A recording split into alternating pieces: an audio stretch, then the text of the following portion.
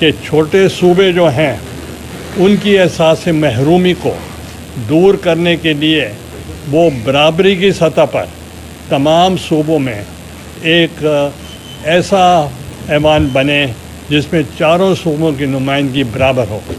کوئی آئین میں ترمیم نہیں ہو سکتی جب تک نیشنل اسمبلی کے علاوہ قومی اسمبلی بھی 2/3 میجورٹی کے ساتھ کوئی آئین پاس کرے. دوسرا بڑا کارنامہ بھٹو صاحب کا اس ملک کو نیوکلیر پاور دینا تھا.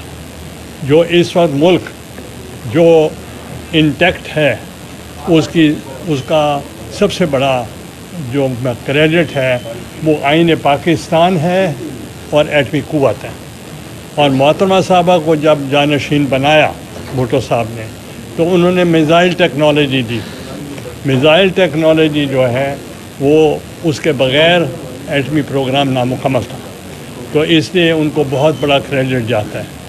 اور جب چوتھا جو کریڈٹ ہے وہ میں سمجھتا ہوں جو مساق جمہوریت انہوں نے کی تھی لنڈن میں مابین میاں محمد نواز شریف صاحب اور شہید محترمہ بینظیر بھٹو صاحبہ، کہ جو آئین پاکستان ہے 73 کا آئین، اس میں ترامیم ہوتے ہوتے نہ وہ پارلیمنٹری فارم آف گورنمنٹ رہا نہ پریزیڈینشل فارم آف گورنمنٹ. تو یہ ایک حادثہ تھا کہ محترمہ صاحبہ شہید ہو گئیں اور یہ رسپانسبلٹی میرے پاس آ گئی. اور اس وقت ہم نے آئین پاکستان کو اصل صورت میں جتنا ممکن ہو سکتا تھا ہم نے اس کو بحال کیا. بہت کم لوگوں کو، پارلیمنٹیرین کو بھی اتنا معلوم نہیں کہ جب آئین پاکستان جو 1973 کانسٹیٹیوشن تھا وہ کتنے ووٹوں سے بنایا گیا تھا. وہ صرف 128 ووٹ تھے.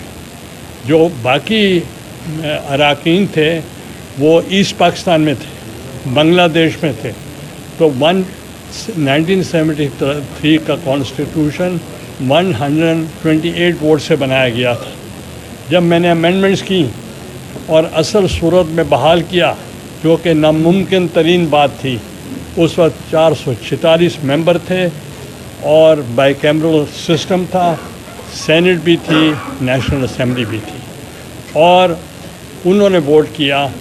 اور یہ بھی کم لوگوں کو معلوم ہوگا کہ ایک نے بھی مخالفت نہیں کی، یونینمس ہوا. اور 73 کا آئین جو بحال ہوا وہ یونینمسلی ہوا، متفقہ ہوا، اور کسی نے، کوئی پارٹی نے مخالفت نہیں کی. مجھے ایک دکھ رہے گا کہ جو ان کا ایک وعدہ تھا کہ ہم جنوبی پنجاب